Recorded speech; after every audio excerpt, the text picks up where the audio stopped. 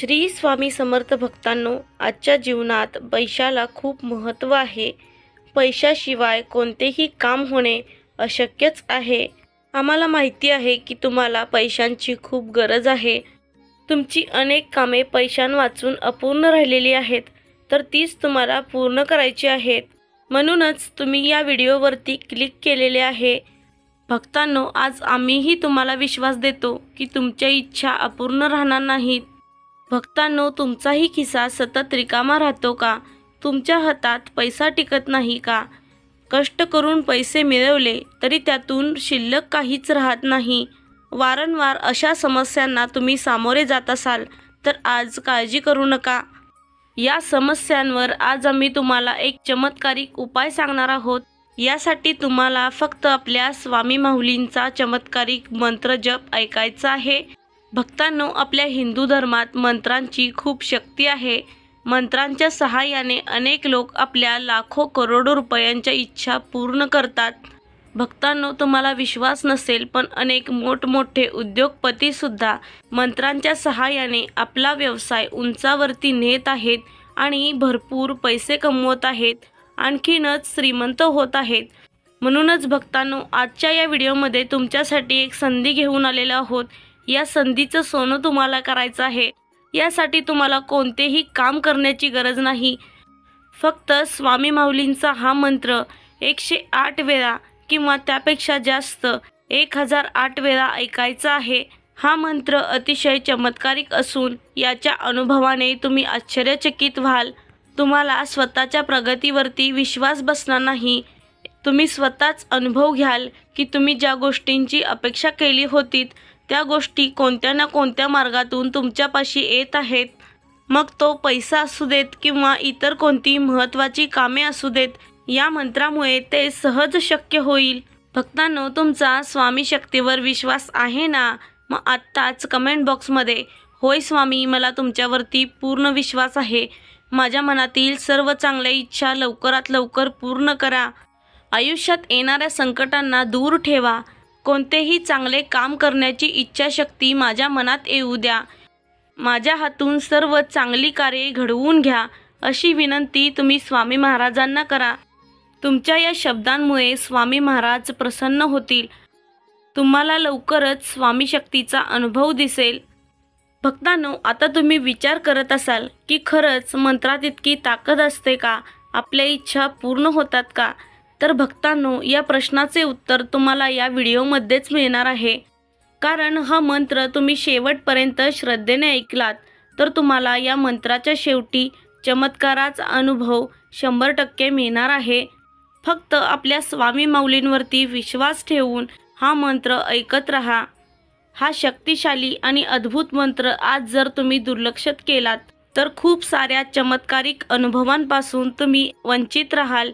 म्हणूनच भक्तांनो, जराही वेळ न करता हा मंत्र ऐकत राहा. व्हिडिओ आवडल्यास लाईक करा, आपल्या चॅनलला सबस्क्राईब करा. चला तर स्वामी भक्तांनो, आजच्या या मंत्र जपाला सुरुवात करूयात.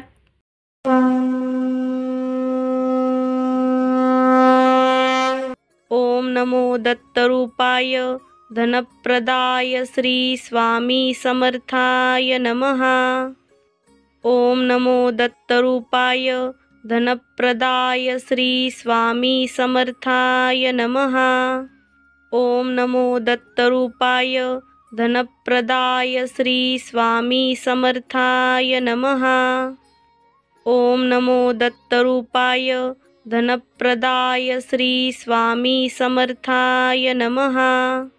ओम नमो दत्तरूपाय धनप्रदाय श्री स्वामी समर्थाय नमः. ओम नमो दत्तरूपाय धनप्रदाय श्री स्वामी समर्थाय नमः. ओम नमो दत्तरूपाय धनप्रदाय श्री स्वामी समर्थाय नमः. ओम नमो दत्तरूपाय धनप्रदाय श्री स्वामी समर्थाय नमः. ओम नमो दत्तरूपाय धनप्रदाय श्री स्वामी समर्थाय नमः. ओम नमो दत्तरूपाय धनप्रदाय श्री स्वामी समर्थाय नमः। ओम नमो दत्तरूपाय धनप्रदाय श्री स्वामी समर्थाय नमः। ओम नमो दत्तरूपाय धनप्रदाय श्री स्वामी समर्थाय नमः। ओम नमो दत्तरूपाय धनप्रदाय श्री स्वामी समर्थाय नमः। ओम नमो दत्तरूपाय धनप्रदाय श्री स्वामी समर्थाय नमः। ओम नमो दत्तरूपाय धनप्रदाय श्री स्वामी समर्थाय नमः। ओम नमो दत्तरूपाय धनप्रदाय श्री स्वामी समर्थाय नमः। ओम नमो दत्तरूपाय धनप्रदाय श्री स्वामी समर्थाय नमः। ओम नमो दत्तरूपाय धनप्रदाय श्री स्वामी समर्थाय नमः। ओम नमो दत्तरूपाय धनप्रदाय श्री स्वामी समर्थाय नमः। ओम नमो दत्तरूपाय धनप्रदाय श्री स्वामी समर्थाय नमः। ओम नमो दत्तरूपाय धनप्रदाय श्री स्वामी समर्थाय नमः। ओम नमो दत्तरूपाय धनप्रदाय श्री स्वामी समर्थाय नमः। ओम नमो दत्तरूपाय धनप्रदाय श्री स्वामी समर्थाय नमः। ओम नमो दत्तरूपाय धनप्रदाय श्री स्वामी समर्थाय नमः। ओम नमो दत्तरूपाय धनप्रदाय श्री स्वामी समर्थाय नमः। ओम नमो दत्तरूपाय धनप्रदाय श्री स्वामी समर्थाय नमः। ओम नमो दत्तरूपाय धनप्रदाय श्री स्वामी समर्थाय नमः। ओम नमो दत्तरूपाय धनप्रदाय श्री स्वामी समर्थाय नमः। ओम नमो दत्तरूपाय धनप्रदाय श्री स्वामी समर्थाय नमः। ओम नमो दत्तरूपाय धनप्रदाय श्री स्वामी समर्थाय नमः। ओम नमो दत्तरूपाय धनप्रदाय श्री स्वामी समर्थाय नमः। ओम नमो दत्तरूपाय धनप्रदाय श्री स्वामी समर्थाय नमः। ओम नमो दत्तरूपाय धनप्रदाय श्री स्वामी समर्थाय नमः। ओम नमो दत्तरूपाय धनप्रदाय श्री स्वामी समर्थाय नमः। ओम नमो दत्तरूपाय धनप्रदाय श्री स्वामी समर्थाय नमः। ओम नमो दत्तरूपाय धनप्रदाय श्री स्वामी समर्थाय नमः। ओम नमो दत्तरूपाय धनप्रदाय श्री स्वामी समर्थाय नमः। ओम नमो दत्तरूपाय धनप्रदाय श्री स्वामी समर्थाय नमः। ओम नमो दत्तरूपाय धनप्रदाय श्री स्वामी समर्थाय नमः। ओम नमो दत्तरूपाय धनप्रदाय श्री स्वामी समर्थाय नमः। ओम नमो दत्तरूपाय धनप्रदाय श्री स्वामी समर्थाय नमः। ओम नमो दत्तरूपाय धनप्रदाय श्री स्वामी समर्थाय नमः। ओम नमो दत्तरूपाय धनप्रदाय श्री स्वामी समर्थाय नमः। ओम नमो दत्तरूपाय धनप्रदाय श्री स्वामी समर्थाय नमः। ओम नमो दत्तरूपाय धनप्रदाय श्री स्वामी समर्थाय नमः। ओम नमो दत्तरूपाय धनप्रदाय श्री स्वामी समर्थाय नमः। ओम नमो दत्तरूपाय धनप्रदाय श्री स्वामी समर्थाय नमः। ओम नमो दत्तरूपाय धनप्रदाय श्री स्वामी समर्थाय नमः। ओम नमो दत्तरूपाय धनप्रदाय श्री स्वामी समर्थाय नमः। ओम नमो दत्तरूपाय धनप्रदाय श्री स्वामी समर्थाय नमः। ओम नमो दत्तरूपाय धनप्रदाय श्री स्वामी समर्थाय नमः। ओम नमो दत्तरूपाय धनप्रदाय श्री स्वामी समर्थाय नमः। ओम नमो दत्तरूपाय धनप्रदाय श्री स्वामी समर्थाय नमः। ओम नमो दत्तरूपाय धनप्रदाय श्री स्वामी समर्थाय नमः। ओम नमो दत्तरूपाय धनप्रदाय श्री स्वामी समर्थाय नमः।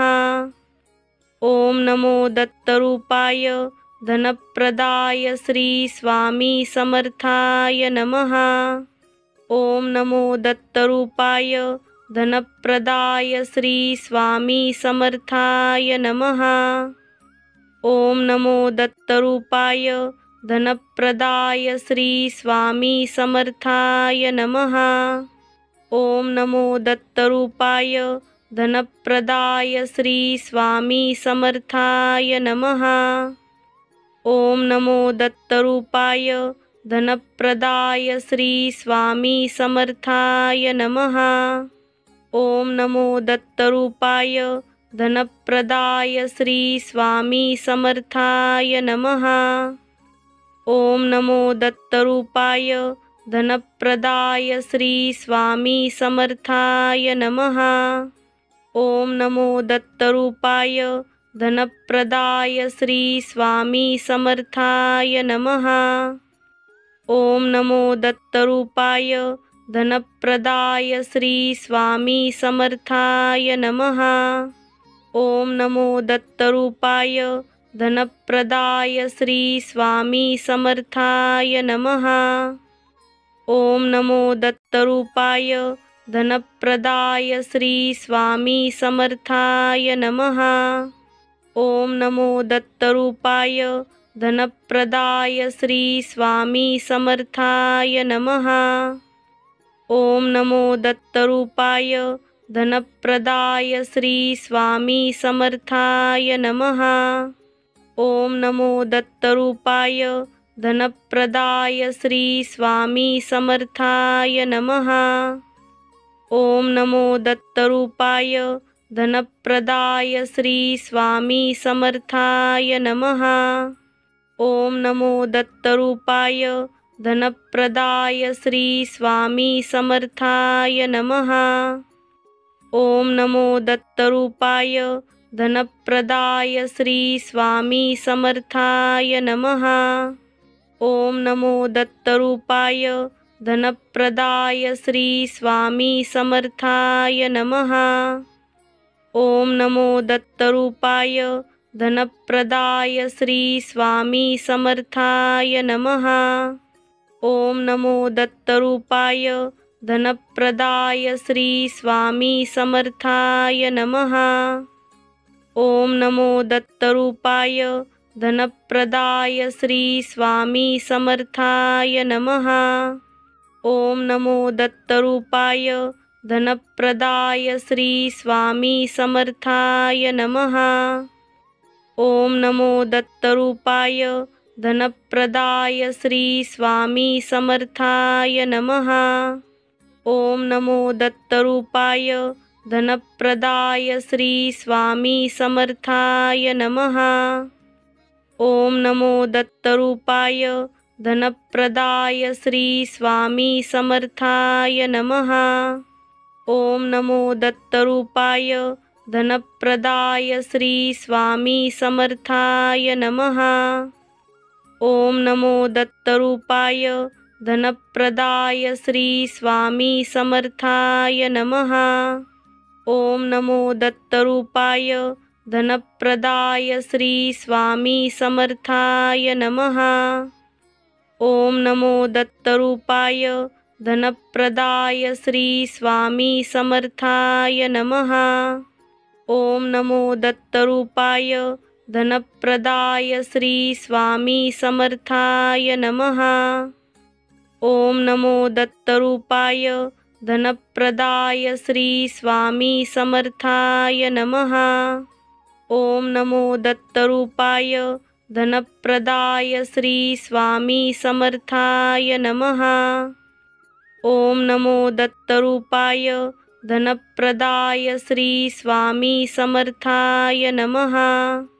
ओम नमो दत्तरूपाय धनप्रदाय श्री स्वामी समर्थाय नमः। ओम नमो दत्तरूपाय धनप्रदाय श्री स्वामी समर्थाय नमः। ओम नमो दत्तरूपाय धनप्रदाय श्री स्वामी समर्थाय नमः। ओम नमो दत्तरूपाय धनप्रदाय श्री स्वामी समर्थाय नमः। ओम नमो दत्तरूपाय धनप्रदाय श्री स्वामी समर्थाय नमः। ओम नमो दत्तरूपाय धनप्रदाय श्री स्वामी समर्थाय नमः। ओम नमो दत्तरूपाय धनप्रदाय श्री स्वामी समर्थाय नमः। ओम नमो दत्तरूपाय धनप्रदाय श्री स्वामी समर्थाय नमः। ओम नमो दत्तरूपाय धनप्रदाय श्री स्वामी समर्थाय नमः। ओम नमो दत्तरूपाय धनप्रदाय श्री स्वामी समर्थाय नमः। ओम नमो दत्तरूपाय धनप्रदाय श्री स्वामी समर्थाय नमः। ओम नमो दत्तरूपाय धनप्रदाय श्री स्वामी समर्थाय नमः। ओम नमो दत्तरूपाय धनप्रदाय श्री स्वामी समर्थाय नमः। ओम नमो दत्तरूपाय धनप्रदाय श्री स्वामी समर्थाय नमः। ओम नमो दत्तरूपाय धनप्रदाय श्री स्वामी समर्थाय नमः। ओम नमो दत्तरूपाय धनप्रदाय श्री स्वामी समर्थाय नमः। ओम नमो दत्तरूपाय धनप्रदाय श्री स्वामी समर्थाय नमः। ओम नमो दत्तरूपाय धनप्रदाय श्री स्वामी समर्थाय नमः। ओम नमो दत्तरूपाय धनप्रदाय श्री स्वामी समर्थाय नमः। ओम नमो दत्तरूपाय धनप्रदाय श्री स्वामी समर्थाय नमः। ओम नमो दत्तरूपाय धनप्रदाय श्री स्वामी समर्थाय नमः। ओम नमो दत्तरूपाय धनप्रदाय श्री स्वामी समर्थाय नमः।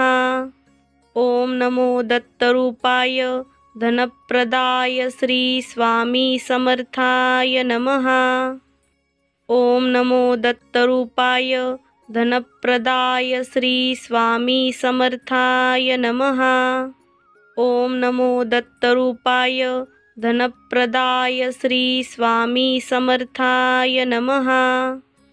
ओम नमो दत्तरूपाय धनप्रदाय श्री स्वामी समर्थाय नमः।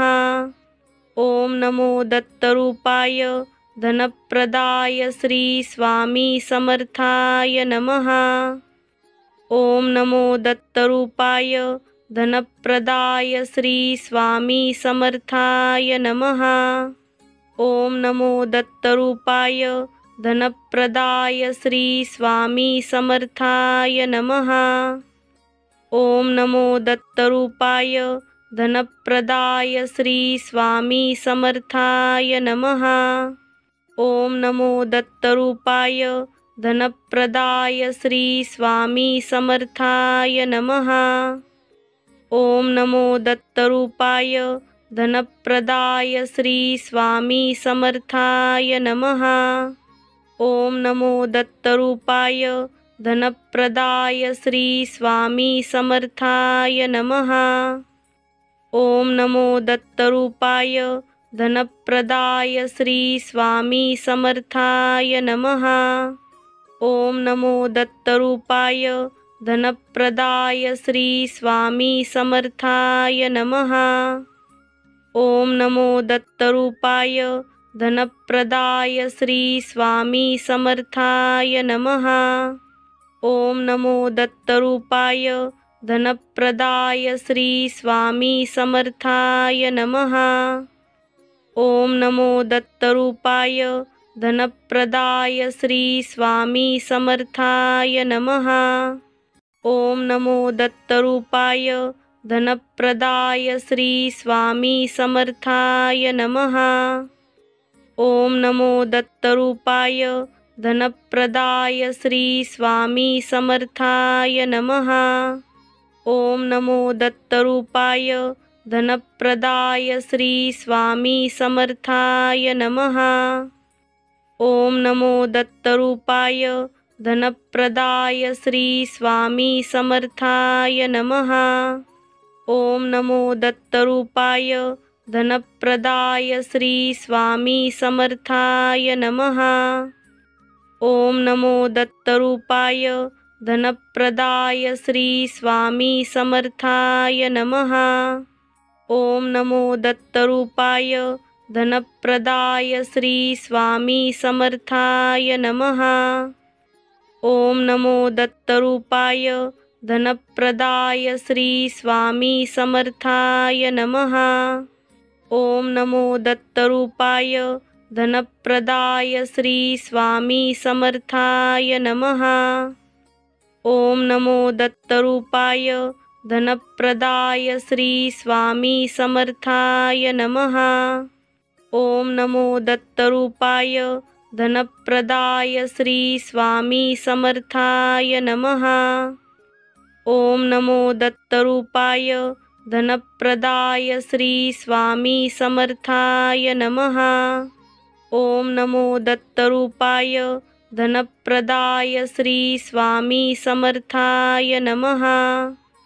ओम नमो दत्तरूपाय धनप्रदाय श्री स्वामी समर्थाय नमः। ओम नमो दत्तरूपाय धनप्रदाय श्री स्वामी समर्थाय नमः। ओम नमो दत्तरूपाय धनप्रदाय श्री स्वामी समर्थाय नमः। ओम नमो दत्तरूपाय धनप्रदाय श्री स्वामी समर्थाय नमः। ओम नमो दत्तरूपाय धनप्रदाय श्री स्वामी समर्थाय नमः। ओम नमो दत्तरूपाय धनप्रदाय श्री स्वामी समर्थाय नमः। ओम नमो दत्तरूपाय धनप्रदाय श्री स्वामी समर्थाय नमः। ओम नमो दत्तरूपाय धनप्रदाय श्री स्वामी समर्थाय नमः। ओम नमो दत्तरूपाय धनप्रदाय श्री स्वामी समर्थाय नमः। ओम नमो दत्तरूपाय धनप्रदाय श्री स्वामी समर्थाय नमः। ओम नमो दत्तरूपाय धनप्रदाय श्री स्वामी समर्थाय नमः। ओम नमो दत्तरूपाय धनप्रदाय श्री स्वामी समर्थाय नमः। ओम नमो दत्तरूपाय धनप्रदाय श्री स्वामी समर्थाय नमः। ओम नमो दत्तरूपाय धनप्रदाय श्री स्वामी समर्थाय नमः। ओम नमो दत्तरूपाय धनप्रदाय श्री स्वामी समर्थाय नमः। ओम नमो दत्तरूपाय धनप्रदाय श्री स्वामी समर्थाय नमः। ओम नमो दत्तरूपाय धनप्रदाय श्री स्वामी समर्थाय नमः। ओम नमो दत्तरूपाय धनप्रदाय श्री स्वामी समर्थाय नमः। ओम नमो दत्तरूपाय धनप्रदाय श्री स्वामी समर्थाय नमः। ओम नमो दत्तरूपाय धनप्रदाय श्री स्वामी समर्थाय नमः। ओम नमो दत्तरूपाय धनप्रदाय श्री स्वामी समर्थाय नमः। ओम नमो दत्तरूपाय धनप्रदाय श्री स्वामी समर्थाय नमः। ओम नमो दत्तरूपाय धनप्रदाय श्री स्वामी समर्थाय नमः। ओम नमो दत्तरूपाय धनप्रदाय श्री स्वामी समर्थाय नमः। ओम नमो दत्तरूपाय धनप्रदाय श्री स्वामी समर्थाय नमः।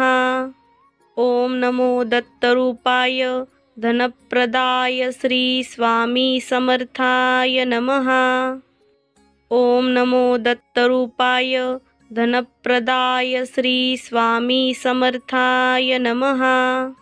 ओम नमो दत्तरूपाय धनप्रदाय श्री स्वामी समर्थाय नमः।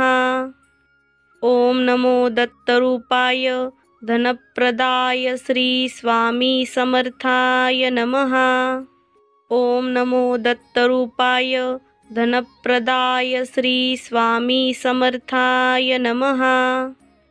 ओम नमो दत्तरूपाय धनप्रदाय श्री स्वामी समर्थाय नमः। ओम नमो दत्तरूपाय धनप्रदाय श्री स्वामी समर्थाय नमः। ओम नमो दत्तरूपाय धनप्रदाय श्री स्वामी समर्थाय नमः।